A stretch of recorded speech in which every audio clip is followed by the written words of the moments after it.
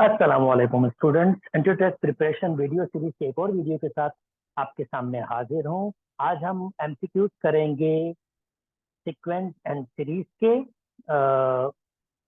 दोस्तों, अगर मेरी वीडियोस पसंद आ रही हैं तो काइंडली मेरे चैनल को लाइक कीजिए, सब्सक्राइब कीजिए और दोस्तों के साथ शेयर भी कीजिए। मैंने इस वीडियो सीरीज में अभी तक नंबर सिस्टम, उसकी थ्योरी, उसके एमसीक्यूज, नंबर सिस्टम में मैंने सेट और कॉम्प्लेक्स नंबर को डिस्कस किया है और उसकी थ्योरी और उसके एमसीक्यूज डिस्कस किए हैं। उसके बाद मैंने मैट्राइसिस एंड डिटरमिनेट चैप्टर को कवर किया है, जिसमें मैंने उसकी थ्योरी और उसके बहुत सारे एमसीक्यूज मैंने सॉल्व किए हैं। तो ये वीडियो सीरीज जिन्होंने स्टार्ट से नहीं देखी वो स्टार्ट से देखें, उनको बहुत फायदा होगा। चलिए जी, आइए स्टार्ट करते हैं। अब हम सीक्वेंस और सीरीज के एमसीक्यूज सॉल्व करना। पहला मेरा एमसीक्यू है सीक्वेंस, दिस वन इज, ये कौन सी सीक्वेंस है? जनाब, अगर ये अर्थमेटिक सीक्वेंस है तो कोई फिक्स नंबर ऐड होकर ये बन रहा होगा। अगर ये ज्योमेट्रिकल सीक्वेंस है तो कोई फिक्स नंबर मल्टीप्लाई होकर अगला नंबर बन रहा होगा। और अगर ये हार्मोनिक सीक्वेंस है तो इसका रेसिप्रोकल करूंगा तो ये अर्थमेटिक सीक्वेंस आपके पास हो जाएगी। नोटिस कीजिए, ये बहुत ही सिंपल सी चीज है। इसमें जो नंबर ऐड हो रहा है वो 1/रेडिकल 7 है।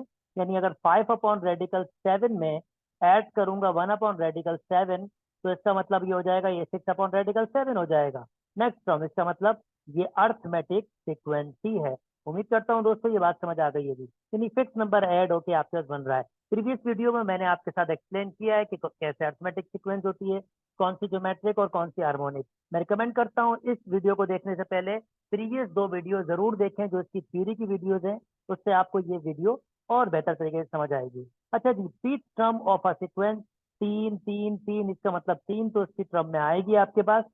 ओके, उसके बाद 1/n, 2/n, 3/n। ऑब्वियसली अगर पीथ टर्म है तो p/n आपके पास होना चाहिए और माइनस है तो p/n, इसका मतलब बी इसका करेक्ट ऑप्शन है।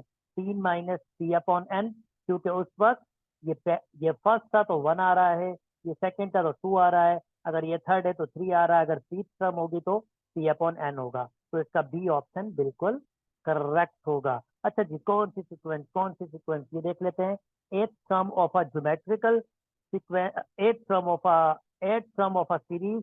ये सीरीज की फॉर्म पर मुझे इसकी 8वीं टर्म फाइंड करनी है, देखनी है कौन सी अर्थमेटिक है। अगर मैं इसको नोटिस करूं, यस, इसमें रेडिकल 2 माइनस हो रहा है। अगर आप नोटिस करें, 2 रेडिकल 2 में माइनस करूंगा रेडिकल 2 तो हमारे पास रेडिकल 2 होगा, और अगर रेडिकल 2 में माइनस करूंगा रेडिकल 2 तो हमारे पास 0 होगा। तो इसमें जो फिक्स नंबर ऐड हो रहा है वो माइनस का रेडिकल 2 है। और मुझे कौन सी टर्म चाहिए? 8वीं टर्म। तो A8 आपके पास, क्योंकि अर्थमेटिक सीरीज है आपके पास, तो 8वीं टर्म मिलेगी A+8 - 1 D। That means A8 बराबर हो जाएगा A+7D। तो मुझे इसकी 8वीं टर्म चाहिए। ए की वैल्यू हमारे पास 2 रेडिकल 2 है, +7 डी की वैल्यू मैंने आपको बताई रेडिकल 2, यानी वो फिक्स नंबर जो ऐड हो रहा है वो रेडिकल 2 है माइनस के। और देखूंगा माइनस के 7 रेडिकल 2 में से 2 रेडिकल 2 तो -के 5 रेडिकल 2, और -के 5 रेडिकल 2 इज करेक्ट ऑप्शन। ओके जी, नेक्स्ट मूव कर जाते हैं। If the ninth term of arithmetic progression is 0, then the ratio of, okay, if the ninth term मतलब A+8D, वो किसके बराबर दिया हुआ है? 0। Then the ratio of 29 and 19 term, if the end, तो ये कह रहा है the ratio of 29 and 19 term, that means अच्छा, ये अर्थमेटिक प्रोग्रेशन या अर्थमेटिक सीक्वेंस है। तो 29 टर्म मतलब होगा A+29 - 1 D। में उम्मीद करता हूँ प्रीवियसली वीडियो दोस्तों ने देखी है, जिसमें फार्मूला अर्थमेटिक सीक्वेंस का था। A+n - 1 की किसी भी टर्म को निकालने की टेक्निक है। तो मैं इसमें कौन सी टर्म निकाल रहा हूँ? 29, तो n की जगह 29 लिख रहा हूँ, यानी A+28D। और दूसरा आपके पास 19 टर्म है, तो रेशो लेना है इस टर्म का 19 टर्म से, यानी कि A+18D हो जाएगा वो। तो कह रहा है दी रेशो ऑफ 29 टर्म, यानी A+28D रेशो A+18D। और अगर मैं इसको और फर्दर सिंप्लीफाई करूं, यानी कि 8+28D अपॉन A+18D 18D, ये मैंने इसको रेशियो के फॉर्म में लिखा हुआ है। और हमें गिविंग क्या दिया हुआ है? हमें गिविंग दिया हुआ है A प्लस 8D, यानी हमें गिविंग दिया हुआ है A प्लस 8D। एग्जैक्टली हमारे पास किसके बराबर है? वो हमारे पास बराबर है 0 के। तो हमें ये फाइंड करना है। ओके, अब मैं इसको किस फॉर्म में रखूं कि ये A प्लस 8D मुझे मिल जाए?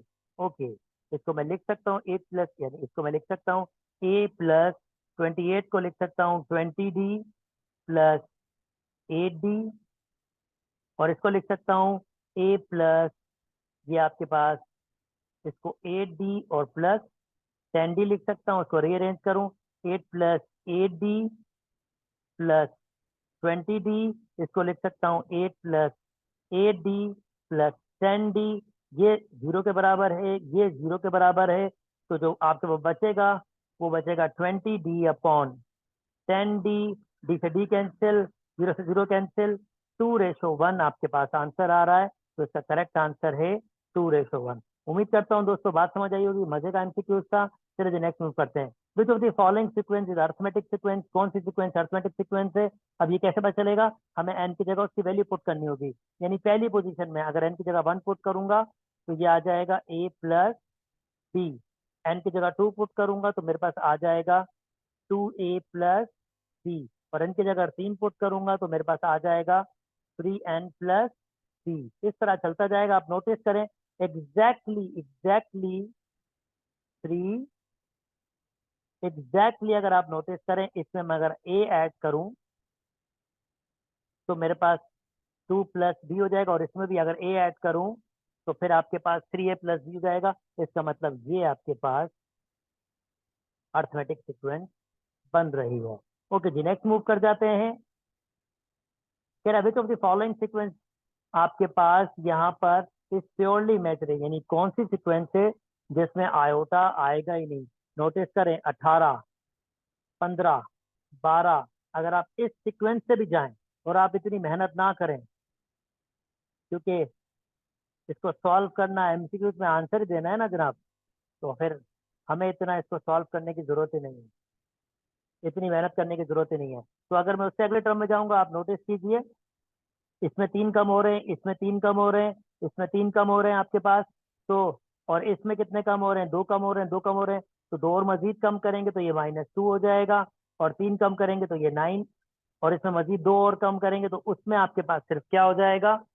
0, प्लस 3 कम करेंगे तो 6 आयोटा, और अगर 2 और कम करें, यानी बेसिकली 2 ऐड हो रहे हैं, क्योंकि कम होने का मतलब क्योंकि नेगेटिव है तो 2 ऐड हो रहे हैं, तो ये हो जाएगा 2 प्लस 3 और कम करेंगे 3 आयोटा, और फाइनली 4 प्लस 0 आयोटा। और ये कौन सी टर्म है? First, second, third, fourth, fifth, six, seventh term, और ये आपके पास सेवेंथ टर्म है।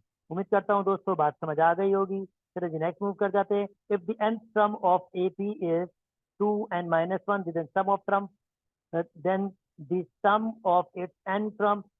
दोस्तों अगर आपको सम ऑफ n टर्म फाइंड करना हो तो उसका फार्मूला होता है n/2। अगर लास्ट टर्म गिविंग हो या जनरल टर्म गिविंग हो, जिसको मैं an कह रहा हूं यहाँ पर, तो सिंपल कर दीजिए, आप खाली उसकी वैल्यू पुट करें।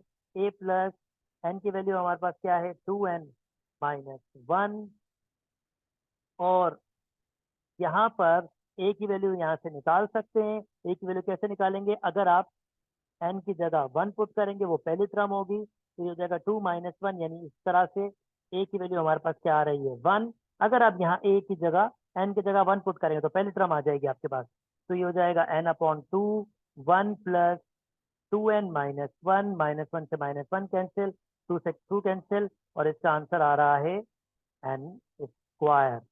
तो दोस्तों इसका मतलब इसका आंसर ये होगा। ये मैंने शॉर्ट से शॉर्टकट यूज किए हैं इसके लिए, और मैं शॉर्ट से शॉर्टकट यूज करूंगा एमसीक्यू सॉल्व करने के लिए। The and sum of the following series, and sum notice करो 1, 3, 5, 7।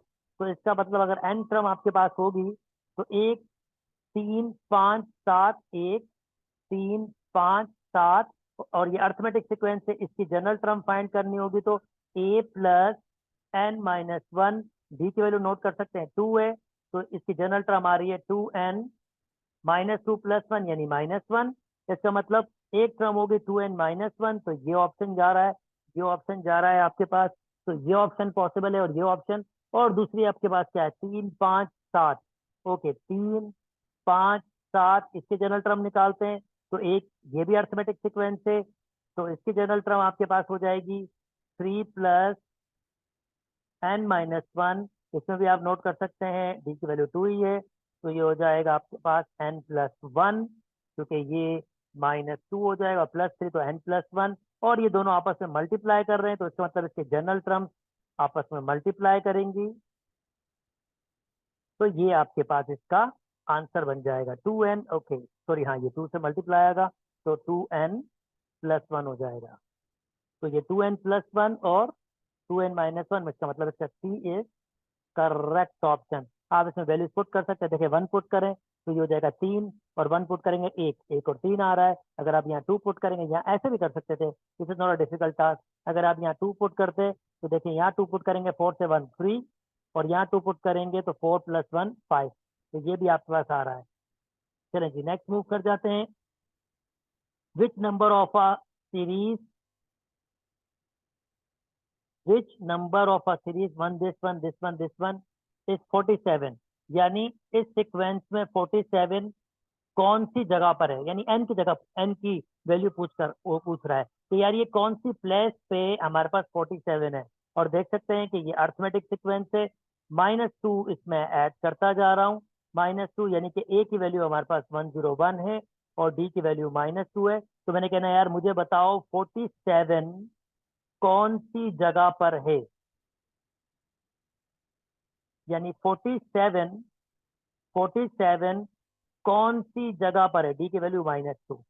तो 47 101 माइनस के 2n -2, 47 इज इक्वल टू, ये हो जाएगा हमारे पास 99 माइनस के 2n, 2n वहां शिफ्ट हो जाएंगे, और ये आपके पास हो जाएगा 99 माइनस 47 2n, और 7 में से 9 में 7 जाएंगे 2 बचेंगे, 9 में से 4 जाएंगे, दैट मीन्स आपके पास 5 बचेंगे।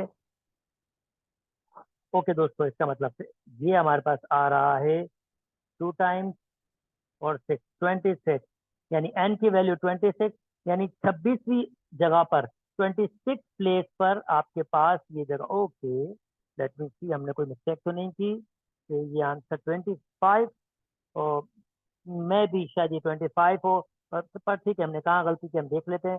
101, ओ माइनस के 47, सॉरी ये माइनस के 47 लिखा हुआ है, इसको मैंने, नहीं प्लस के ही 47 है, ये सही किया हमने। प्लस के 47 is equal to 101 plus n-1, और d की वैल्यू -2, 101 -2n +2।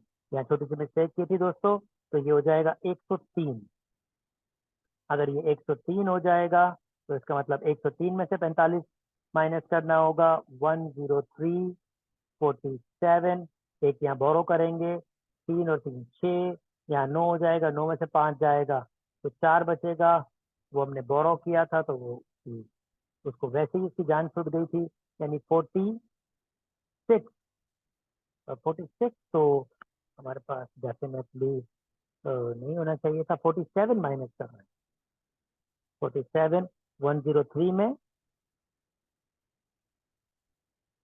ओके 103 में माइनस कर रहे हैं 47, तो जनाब 56। ओके हाँ ठीक है, मैंने एक नंबर मिस कर दिया। 56 आपके पास है। अगर ये 56 होगा 2 टाइम्स और 8, तो इसका मतलब ये है, इसका आंसर आएगा 28। पार्डन में छोटी सी मिस्टेक की है कैलकुलेशन की, पर मेथड सेम ही है, मेथड चेंज नहीं है। ओके जी दोस्तों, the nth term of a series this one. अब nth टर्म यहाँ से देख लेते हैं। भाई 1 पुट करते हैं तो यहाँ आंसर आ जाएगा 3, और यहाँ 1 पुट करते हैं तो आंसर आ जाएगा 3 और 5 8। ये पॉसिबल हो रहा है। 2 पुट करते हैं, देखते हैं यहाँ आ रहा है, 2 पुट करते हैं तो आंसर 6 आ जाएगा, 2 पुट करते हैं तो 6 + 5 11, ये बिल्कुल आ रहा है। 3 पुट करते हैं तो आंसर आ जाएगा हमारे पास 3 3 3 9, और 3 9 और 5 14, इसका मतलब ए ही इसका करेक्ट ऑप्शन है।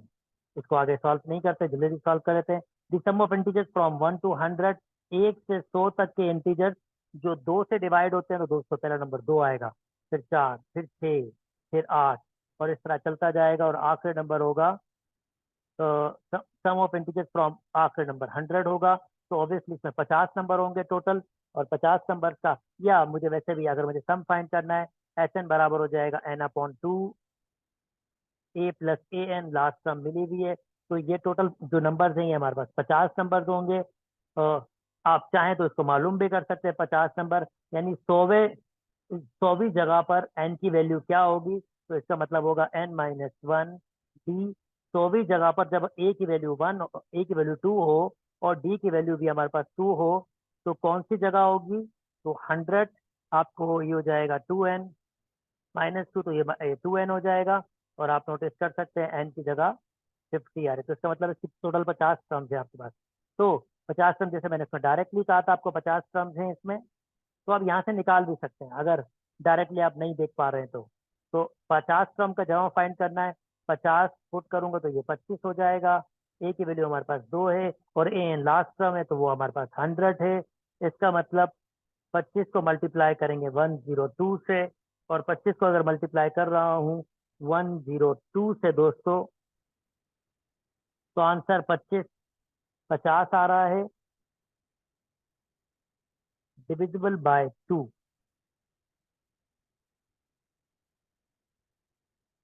2 प्लस 102 बिल्कुल सही है, यहाँ भी 25 बिल्कुल सही है, और इसमें जो आंसर आ रहा है वो मेरे पास आ रहा है 25,500। इसका मतलब इसका आंसर नन ऑफ दीज होगा, क्योंकि जो आंसर बन रहा है हमारे पास, उम्मीद करता हूँ मैंने कोई मिस्टेक नहीं की है, ए की जगह 50 टर्म्स ही हैं। सम ऑफ इंटीजर्स फ्रॉम 1 to 100 बिल्कुल सही, डिवाइड 2 यही सीक्वेंस बनेगी, 50 टर्म्स थी, तो एन की जगह 50 पुट किया, 25 आ गया। ए की जगह मैंने 2 पुट किया, बिल्कुल सही, क्योंकि पहले टर्म हमारे पास 2 है, और हमारे पास ए एन आखिरी टर्म हमारे पास जो है वो 100 है, तो 102 बिल्कुल सही, नन ऑफ दीज आपका इसका आंसर होगा। चलिए आगे मूव कर जाते हैं। The m term of a series and this one, the m term of this series and this series are equal, यानी दोनों की m terms बराबर हैं, तो मुझे m की वैल्यू फाइंड करनी है। आई डोंट नो ये m term कौन सी, पर ये है कौन C sequence, arithmetic. Common difference हमारे पास 2 है, और इसमें कॉमन डिफरेंस हमारे पास 7 है, तो इसका मतलब इसकी n term a n आपके पास बराबर हो जाएगा 63 प्लस m-1, क्योंकि मुझे m सम फाइंड करनी है। m-1 डी की वैल्यू हमारे पास 2 है, और उसको सिंप्लीफाई करूंगा तो ये हो जाएगा 2m-2 प्लस 3, यानी कि ये 61 हो जाएगा। तो ये मुझे इसकी एन सम मिल गई, इसकी एन सम फर्ज करते हैं वो बी एम है, तो वो बराबर होगा 3 प्लस m-1, और डी की वैल्यू यहाँ से मेरे पास 7 आ रही है, 7, तो ये हो जाएगा 7m, और माइनस के 7 plus 3, that means minus k 4। ये बी एम, ये कह रहा है दोनों टर्म्स आपस में बराबर हैं, तो इसका मतलब क्या होगा, 2m प्लस 61 बराबर होगा 7m-4 के। जरा -4 यहाँ शिफ्ट कर देता हूँ, 65 हो जाएगा, और ये मेरे पास यहाँ 5m हो जाएगा। 5 का टेबल लगा लेता हूँ, एक दफा और 3 दफा, आई थिंक m की वैल्यू हो रही है 15, यस 13, और m की वैल्यू आपके पास 13 है। उम्मीद करता हूँ दोस्तों ये बात समझ आ गई होगी। जल्दी जल्दी आगे मूव कर जाते हैं। कहते हैं ये अर्थमेटिक सीक्वेंस के नंबर्स हैं, then the value of x। अगर अर्थमेटिक सीक्वेंस के नंबर है, तो ये फिर इसका मतलब ये मीन होना चाहिए, और मैंने मीन का फार्मूला बताया था, मीन किसके बराबर होता है, ए और बी को ऐड कर लें, यानी 2x प्लस 3x प्लस 1, और डिवाइड कर दें 2 से, क्रॉस मल्टीप्लाई कर लेते हैं, 2x plus 16 is equal to 5x plus 1, और 5 इधर शिफ्ट करेंगे तो ये 15 हो जाएगा, और ये हो जाएगा 3x, और x का आंसर आ रहा है आपके पास 5। तो इसने हमसे क्या कहा था, वैल्यू ऑफ x, तो x की वैल्यू 5 है। चलें जी आगे मूव कर जाते हैं दोस्तों, जल्दी जल्दी एमसीक्यू सॉल्व कर रहे हैं। If the sum of n sum of A P where A B are constant then the common ratio. अब सम दिया हुआ है, यहाँ पर ये केयरफुल रहना है कि सम दिया हुआ है। अब मैं अगर n is equal to 1 put करूंगा, तो a प्लस बी, ये मुझे पहली टर्म मिलेगी। अगर अगर मैं n is equal to 2 put करूंगा, तो मुझे पहली दो टर्म्स का सम मिलेगा, क्योंकि ये एस एन है, क्योंकि ये क्या है मेरे पास, एस एन है। और यहाँ पर ये ख्याल रखना है। अब देखिए मैं कैसे करूंगा, अगर मैं S2 लिखूंगा, तो ये 2a प्लस 4a।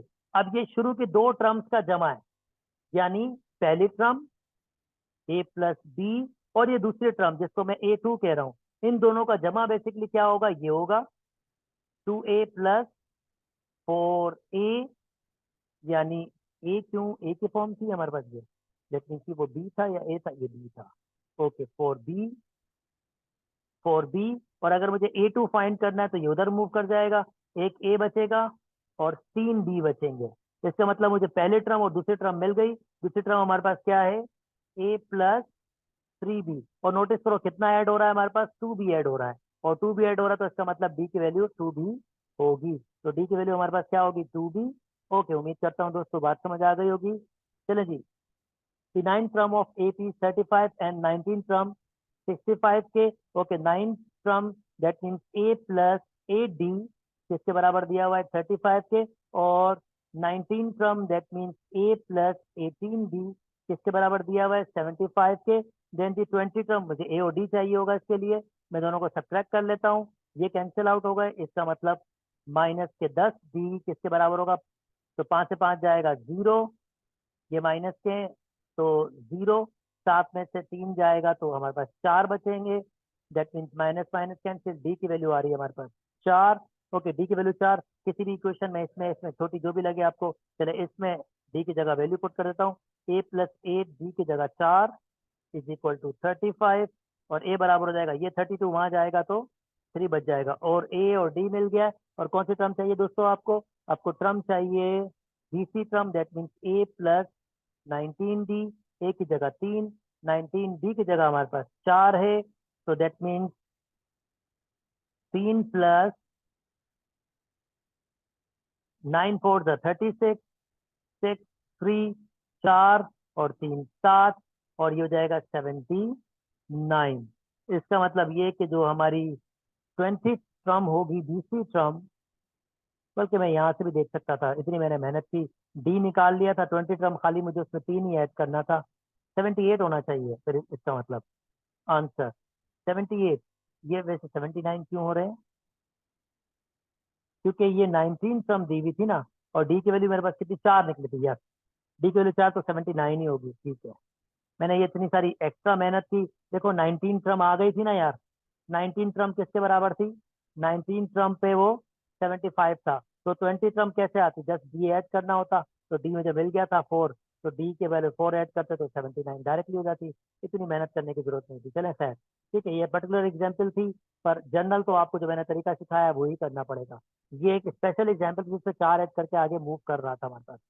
ओके, अब कह रहा है भाई ए बी सी अगर आपके पास ये नंबर्स हैं, तो A minus C whole square upon B square minus A square. दोस्तों आप खुद से इसको ट्राई कीजिएगा, ये कोई इतना मुश्किल क्वेश्चन नहीं है। आपने सिंपली क्या करना है, मैक्सिमम बी किसके बराबर है आपके पास ए प्लस सी के, यानी 2B आपके पास बराबर है ए प्लस सी के, ये आपके पास कुछ रिलेशन मौजूद है, या ये भी ना पुट करें, बल्कि ए की वैल्यू हमारे पास ए होती है, ए जो बी की वैल्यू होगी वो आपके पास होगी ए प्लस बी, जो सी की वैल्यू होगी वो आपके पास होगी ए प्लस 2D, क्योंकि ये 3 कॉन्स्टिट्यूटिव टर्म्स हैं आपके पास A B C are A P, तो आपको बस वैल्यूज पुट करनी है, ये वैल्यूज। चले अगर ये वैल्यूज आप पुट कर रहे हैं, ए की जगह ए की वैल्यू ए है, सी की जगह ए माइनस 2D हो जाएगा होल स्क्वायर, और अगर इसको सॉल्व कर रहे हैं तो ये आपके पास हो जाएगा D square, that mean D की वैल्यू स्क्वायर करना पड़ेगा आपको, A plus B whole square minus A और सी की मल्टीप्लीकेशन, यानी ए मल्टीप्लाई होगा किसके साथ, ए प्लस 2D के साथ, इससे ये कैंसिल हो जाएगा, तो ये हो जाएगा 4D स्क्वायर आ गया आंसर। और ये हमारे पास जनाब हो रहा है A square plus 2AB plus D square, और ये हो जाएगा चले माइनस ए स्क्वायर माइनस के 2AB, ये 2AD से 2AD कैंसिल हो रहा है हमारे पास, ए स्क्वायर से ए स्क्वायर कैंसिल हो रहा है, डी स्क्वायर से डी स्क्वायर, तो आंसर हमारे पास जो बच रहा है वो 4, इसका मतलब इसका आंसर 4 होगा। खैर आसान सा था, मैं चाह रहा था आप खुद से कर लीजिए, चलो ठीक है जी, कोई गल नहीं। ओके जी, एंड सम ऑफ 2 APs, अब 2 APs की एंड टर्म दिया हुआ है तो उसका रेशो ऑफ 12 टर्म, ये क्वेश्चन मजे का है। अब 2 APs हैं, उनका रेशो दिया हुआ है, कोई एक ये एपी है, कोई एक ये एपी है, और इनका रेशो कितना दिया हुआ है, 3n + 8 अपॉन 7n + 15, और आपसे कह रहा है कि यार दोनों के 12 टर्म का रेशो बताओ। तो this is not a difficult task, इसको हम 12 टर्म का रेशो बना सकते हैं। अगर मैं खाली एन की जगह 12 पुट कर दूं दोस्तों, क्योंकि 12 टर्म का रेशो बनाना है, सम तो नहीं दिया होना, एन टर्म ही दिया होना, ये 12 टर्म का रेशो बनाना है, तो भाई यहाँ पर 12 लिखो प्लस 8 यानी 12 टर्म, और यहाँ पर भी 12 लिखो प्लस 15, तो ये हो जाएगा 36 प्लस 8, और ये 14, 8 प्लस 15, ये हो जाएगा 36, 4 और 4 44, और ये हो जाएगा 5, ये 9 हो जाएगा, और ये भी 9 हो जाएगा। और कौन सा टेबल आपके पास इसमें लग सकता है? लेट मी सी। ओ यस, 11 का टेबल लग रहा है दोस्तों। 11 ये 4/9 हो जाएगा, या 4:9। तो 4:9 आपके पास आंसर आ जाएगा दिस वन। उम्मीद करता हूँ दोस्तों बात समझ आ गई होगी। चलिए नेक्स्ट सर ये सॉल्व करते हैं दोस्तों।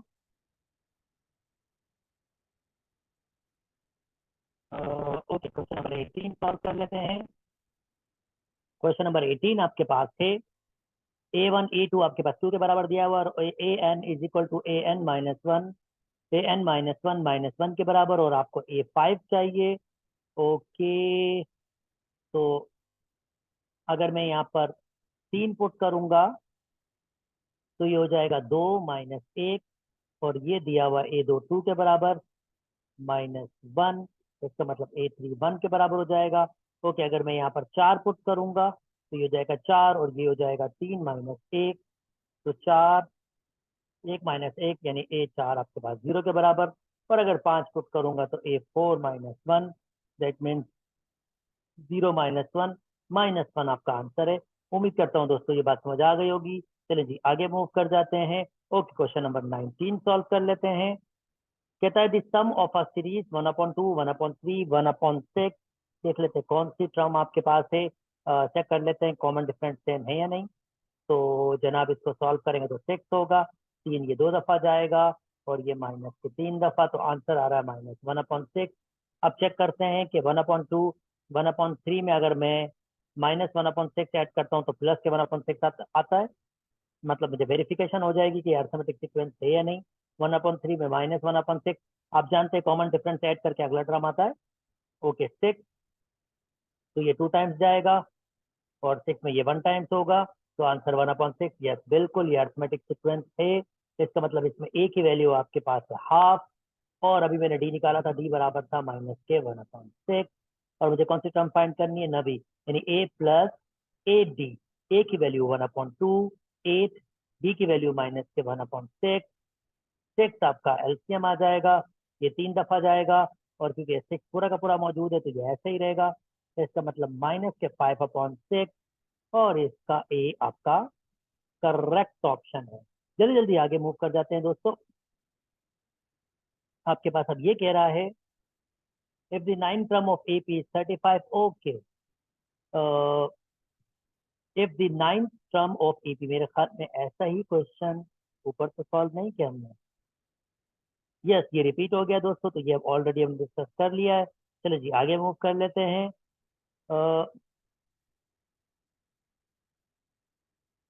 21, sum of first and natural number. Sum of first and natural number मैंने फार्मूला शीट में लिखा हुआ है, ये बराबर होता है n+1/2 डी, करेक्ट ऑप्शन। ये फार्मूला शीट में दिया हुआ है, ये मैंने डिस्कस भी किया था क्या होता है किस तरह से होता है। जिसको बात समझ नहीं आए तो काइंडली प्रीवियस वीडियो जरूर देखें। प्रीवियस वीडियो में थ्योरी मौजूद है। The ratio of a sum of first and natural number, इसका मतलब first and natural number even, first and even number sorry, 2, 4, 6, 8, मैं इसको पॉजिटिव कंसिडर कर रहा हूँ, पॉजिटिव वाले ये एन तक जमा हो रहे हैं, यानी एक सीरीज बन रही है। इनका जमा, इसका रेशो लेना, पहले इसका जमा बना लेते हैं। एस एन बराबर होता है आपके पास n/2, क्योंकि इसमें जनरल टर्म बनानी होगी एस एन की। ए की वैल्यू 2, 2a प्लस n-1, और डी की वैल्यू भी हमारे पास 2 है।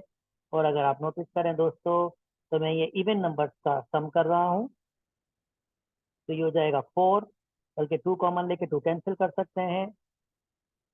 ये 2 सबसे कॉमन ले लिया, 2 प्लस n माइनस 1, 2 से 2 कैंसिल हो सकता है, Sn बराबर हो जाएगा n प्लस 1।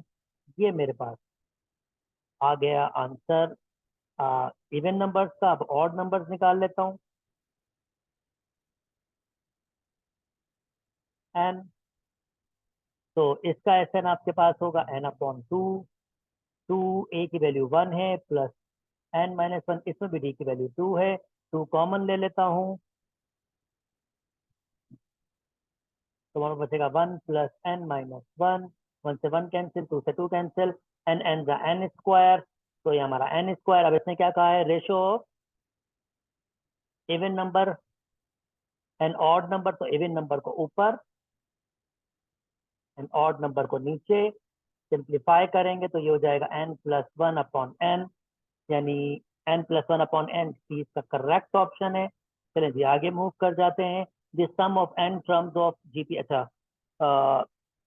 ये भी थोड़ा डिफरेंट क्वेश्चन है, इसको भी सॉल्व कर लेते हैं दोस्तों। Okay, the sum of n term of AP. अब एस एन दिया हुआ है आपके पास बराबर 2n स्क्वायर प्लस के 5n, और कह रहा है मुझे nth टर्म फाइंड करनी। अब ये सम दिया हुआ है, यानी अगर मैं n की जगह 1 पुट करूंगा तो सम ऑफ फर्स्ट टर्म मिलेगी, जो हो जाएगा 2 और 5 7। अगर मैं 2 पुट करूंगा तो अब मुझे शुरू की 2 टर्म्स का जमा मिलेगा। तो ये कितना हो जाएगा, 2 4 प्लस 5 2 8 और 10, तो ये हो जाएगा 18। ये सम ऑफ 2 टर्म्स है, और मुझे ऑलरेडी पता है सम ऑफ 2 टर्म का मतलब होगा a1 प्लस a2। तो s1 और a1 तो बराबर होते हैं, तो सम ऑफ फर्स्ट टर्म, एक टर्म तो ऐड हो नहीं सकता, तो फर्स्ट टर्म ही होगी आपके पास। तो ये कितना दिया हुआ है, 18। a की वैल्यू दी हुई है आपके पास, हमने निकाली है a की वैल्यू 7, क्योंकि s1 और a1 बराबर है। a2 की वैल्यू यहाँ से निकाल सकता हूँ। a2 बराबर हो जाएगा 7 माइनस यानी कि 11। इसका मतलब ये सीक्वेंस क्या होगी, 7 11। और मुझे क्या फाइंड करना है इसमें दोस्तों, इसने कहा है जनरल टर्म, तो ऑब्वियसली इसका कॉमन डिफरेंस आपके पास 4 आ रहा है, ए की वैल्यू 7 आ रही है, और कॉमन डिफरेंस आप देख सकते हैं इसमें 4 ऐड करेंगे तो 11 होगा। तो कॉमन डिफरेंस 4 आ रहा है आपके पास, और इसे जनरल टर्म फाइंड करनी है, यानी ए एन फाइंड करना है, तो इसके बराबर होगा ए प्लस एन माइनस 1, डी की वैल्यू 4। इसको सिंप्लीफाई करूंगा, 4n माइनस 4 प्लस 7 तो प्लस 3, ये इसकी जनरल टर्म हो जाएगी। 4n plus 3, that means A is correct option. चलो जी नेक्स्ट मूव कर जाते हैं दोस्तों। If the first term of a AP is 10, first term 10 के बराबर है, एंड द लास्ट टर्म यानी कोई भी टर्म का फार्मूला यानी 50 के बराबर है, and the sum of all terms, जितने भी उस एपी में टर्म्स होंगी वो 300 है, यानी एस एन किसके बराबर दिया हुआ है, 300। Then the number of terms आपको एन फाइंड करना है। तो पहले यानी आपके पास 50वीं टर्म किसके बराबर होगी, ए प्लस, सॉरी 50 आंसर कब आया होगा आपके पास, यानी ये 50वीं टर्म तो नहीं होगी, 50वीं पोजीशन पे जो नंबर होगा वो होगा ये 50 is equal to, I don't know किस नंबर पे ये होगा, n माइनस 1। और डी की वैल्यू हमें नहीं दी हुई, तो इसमें डी की वैल्यू नहीं दी हुई, मैं आपके सामने फार्मूला रख रहा हूँ ताकि आप इसको देख सकें। यहाँ से मुझे 2 अननोन वेरिएबल्स हैं, तो मुझे नहीं लगता इतना काम का है। अलबत्ता एक और एस एन का फार्मूला है हमारे पास, n upon 2 a plus A N आपके पास कोई भी टर्म या लास्ट टर्म से रिप्रेजेंट होती है। तो ये कितना दिया हुआ है हमें, सम कितना दिया हुआ है 300। एन की वैल्यू हमें बिल्कुल नहीं पता दोस्तों, ए की वैल्यू 10 दी हुई है, और ये हमें दिया हुआ है 50, तो ये हो जाएगा 60, एन अपॉन 2 60, तो ये हो जाएगा 30, 0 से 0 कैंसिल, और ये 3 के टेबल में आपके पास 10 दफा जाएगा, तो यहाँ से तो मुझे आइडिया आ रहा है एन की वैल्यू हमारे पास होनी चाहिए 10। ओके जी, आई होप दोस्तों बात समझ आ गई होगी। जो मैंने ऊपर सॉल्व किया था वो जस्ट आइडिया ले रहा था कि इसको कैसे सॉल्व किया जा सकता है, तो इस वजह से फिर वो नीचे वाला प्रोसेस सही लगा मुझे। If the sum of all 2 digit number when it's divisible. Okay, मैंने ये ऐसे क्वेश्चन दोस्तों ऑलरेडी ऑलरेडी डिस्कस किए हैं ऊपर, एडिशन वाले, एक मैंने करके भी दिखाया, तो ये आप खुद से ट्राई कीजिएगा please. The sum of first and the third term of arithmetic progression is 12।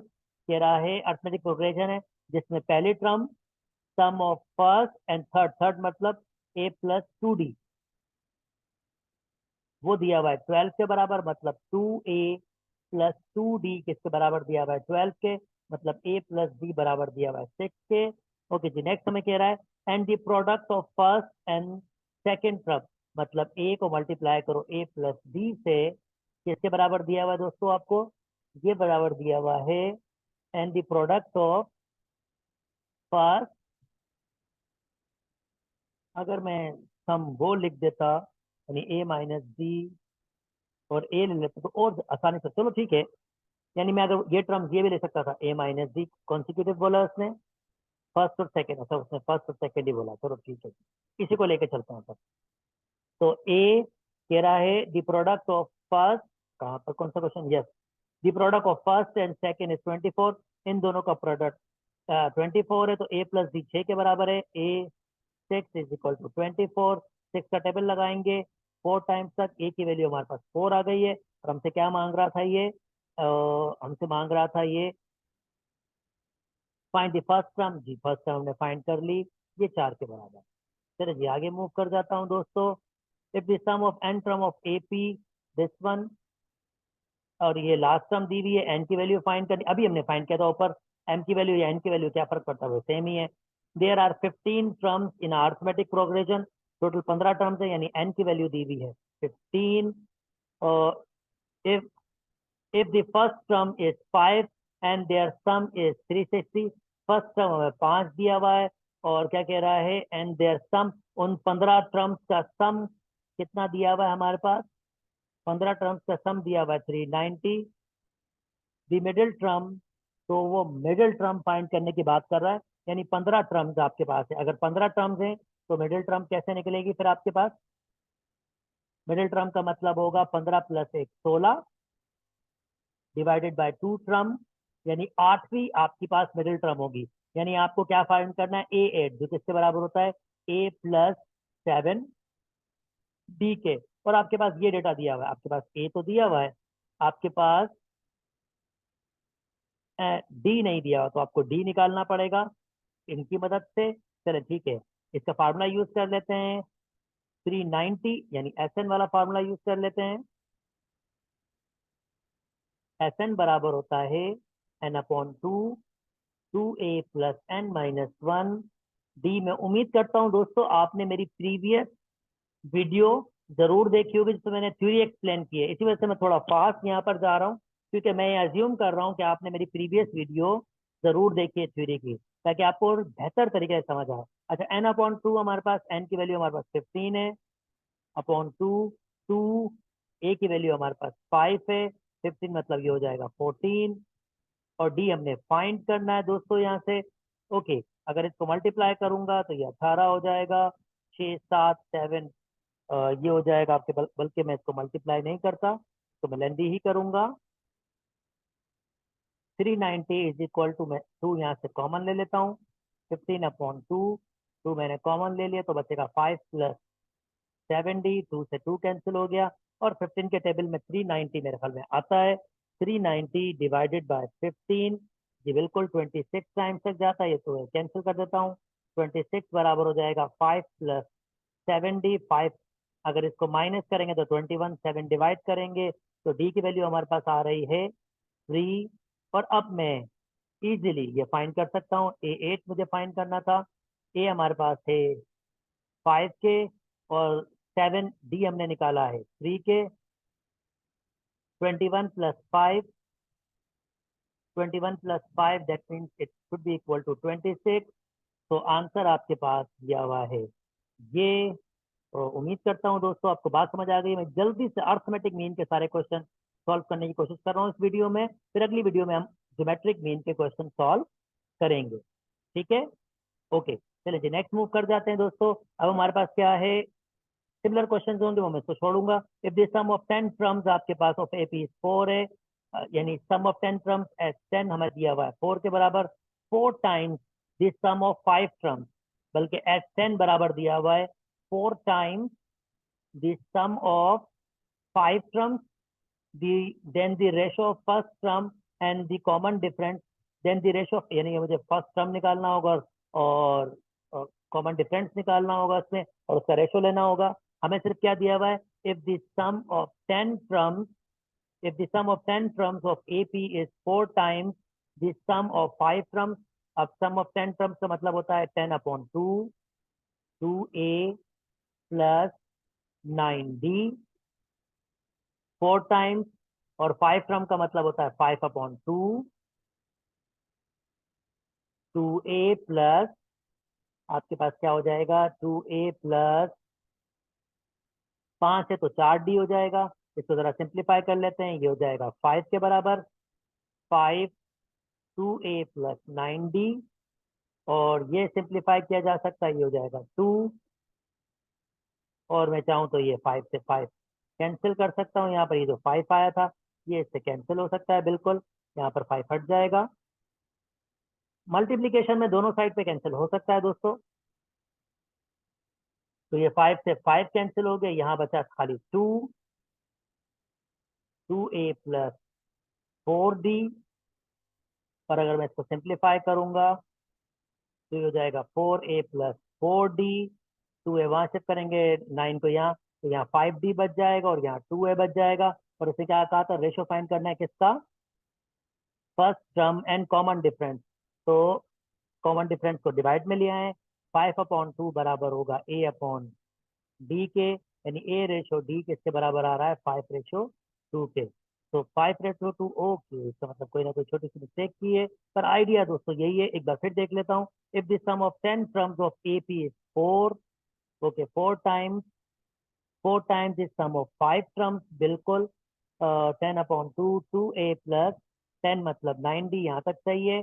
और 4 times 5/2, 5 terms थी, 5/2, 2A plus 5 का मतलब 4D, बिल्कुल सही। चलेंगे कैंसिलेशन एक बार फिर देख लेता हूँ ताकि कोई मसला ना हुआ हो। ओके, यहाँ पर क्या था, 10 डिवाइडेड बाय 2, और ये 4 times 5 डिवाइडेड बाय 2 आपके पास था।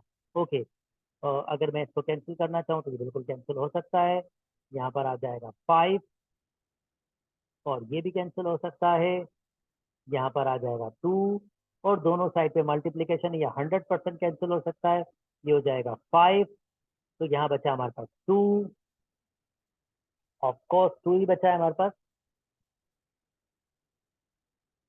1 टाइम्स बिल्कुल कैंसिल, 2 बचा, और यहाँ पर भी हमारे पास 2। ओके, 2 + 9 यहाँ पर ये हो गया, 2 2 ज़ा 4, 4 2 ज़ा 8D, ऑफकोर्स यहाँ पर मिस्टेक की थी छोटी सी। ओके, तो 8D वहां पर जाएगा, ठीक है। प्रोसेस सही था दोस्तों, छोटी मोटी गलतियां होती रहती हैं, प्रोसेस ठीक था, मेन चीज प्रोसेस ठीक था, मेथड आपको डेफिनेटली आना चाहिए। तो 8 यहाँ पर जाएगा, तो यहाँ पर 9D minus 8D is equal to 4A minus 2A, तो ये हो जाएगा 1D इज इक्वल टू आपके पास होगा 2A के, और 1/2 इज इक्वल टू A/D, यानी 1/2 आपका करेक्ट ऑप्शन है। ओके जी, जल्दी जल्दी आगे मूव कर जाते हैं दोस्तों। ओके भाई कहता है ये आपके पास सम है, ये आपके पास सम है, इसमें से एन की वैल्यू फाइंड करनी है। दोस्तों दोनों में आपको सीक्वेंस का फार्मूला यूज करना पड़ेगा सम का, और इसको सिंप्लीफाई करेंगे। आई होप मैं पीछे करके आ चुका हूँ काफी दफा ये चीजें, तो आप दोनों में फार्मूला यूज करके एक इक्वेशन की तरह सिंप्लीफाई करेंगे तो आपका आंसर बन जाएगा। This is not a difficult test. यहाँ पर भी आप सम का फार्मूला यूज करेंगे, यहाँ पर भी सम का फार्मूला सिंप्लीफाई हो जाएगा, बहुत सारी चीजें कैंसिल आउट हो जाएंगी, और फिर आप सिंप्लीफाई करके इनमें से आंसर निकाल सकेंगे। Okay, if A1 A2 are two arithmetic means between these two terms, then the values are, अच्छा, 1/3, 1/24, इसमें A1 और A2 है। तो मैं अगर सादा अल्फाज में देखूं कि जिसका कॉमन डिफरेंस, मैं इतनी मेहनत क्यों करूं, ये आंसर दिए हुए ना, और ये अपॉन में दिए हुए, बहुत सारे अपॉन में दिए हुए, बहुत डिफिकल्ट। चलो A1 निकाल लेते, कोई इतना मुश्किल नहीं है।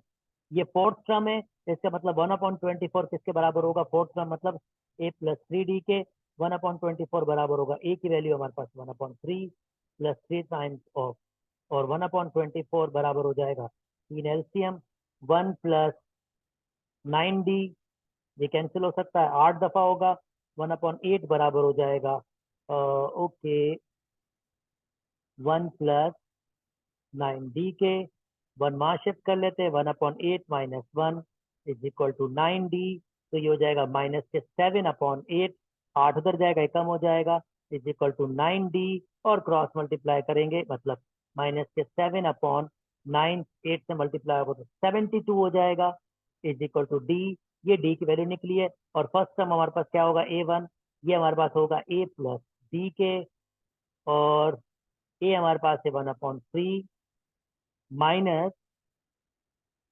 7/72, और अगर मैं इसको सिंप्लीफाई करूंगा 1/3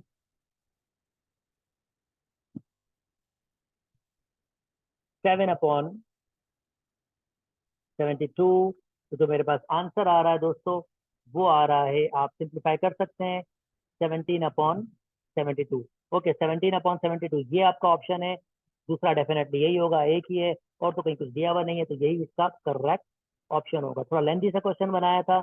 अच्छा जी, ये मैं फार्मूले बता चुका हूँ, अर्थमेटिक मीन आपके पास हो तो ये इसमें 0 होता है, ये मैंने पीछे फार्मूला आपके पास फार्मूला थ्योरी में आपको एक्सप्लेन किया है। अर्थमेटिक मीन अगर कोई ऐसी टर्म आएगी तो उसमें डायरेक्टली एन की जगह आप 0 पुट कर सकते हैं, नंबर थोड़ा प्रोसेस करने की जरूरत नहीं है। Okay, a number and it's reciprocal, a number and its reciprocal, a number is the reciprocal of other, यानी एक number, a number is reciprocal of other if the arithmetic mean of, अच्छा ये दो नंबर की बात कर रहा है, एक नंबर अगर आपका अल्फा है तो दूसरा आपके पास 1/अल्फा है।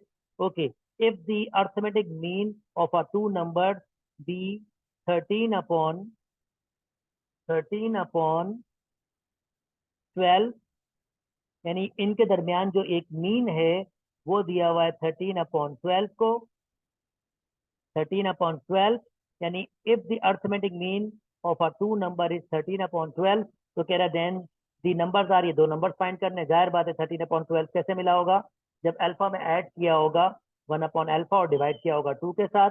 ओके, मैं ये डायरेक्टली कैंसिल कर सकता हूँ दोस्तों, ये 6 हो जाएगा आपके पास, 13/6 बराबर हो जाएगा, ऊपर एलसीएम लूंगा तो ये हो जाएगा alpha square plus 1 alpha, LCM आपके पास आ गया, और क्रॉस मल्टीप्लाई करेंगे 13 alpha is equal to 6 alpha square plus k 6, और 6 अल्फा स्क्वायर माइनस के 13 अल्फा माइनस बल्कि plus k 6 is equal to 0, और जनाब अगर मैं इसको लूँ 6 6 36 हो जाएगा, और कौन सा टेबल आपके पास रहेगा, 9 4 अभी 36 होता है, यानी 6 अल्फा स्क्वायर माइनस के 9 alpha minus k 4 alpha plus 6 is equal to 0। जल्दी जल्दी इसको सॉल्व कर लेते हैं, यहाँ पर 3 अल्फा कॉमन आएगा, 2 अल्फा माइनस 3, यहाँ पर आपके पास 2 कॉमन आएगा, 2 अल्फा माइनस 3, इसका मतलब इसका एक आंसर आ रहा है 2/3, और दूसरा आंसर आपके पास आ रहा है 3/2। तो जो दो नंबर्स होंगे वो रेसिप्रोकल के फॉर्म में ही होंगे, जाहिर बात है। तो आंसर जो, अब वो नंबर्स हमने फाइंड करने, अल्फा अगर 2/3 होगा तो 3/2 होगा। ओके, यहाँ पर दिया हुआ है 3/2, 2/3, डी इसका करेक्ट ऑप्शन है। ओके दोस्तों।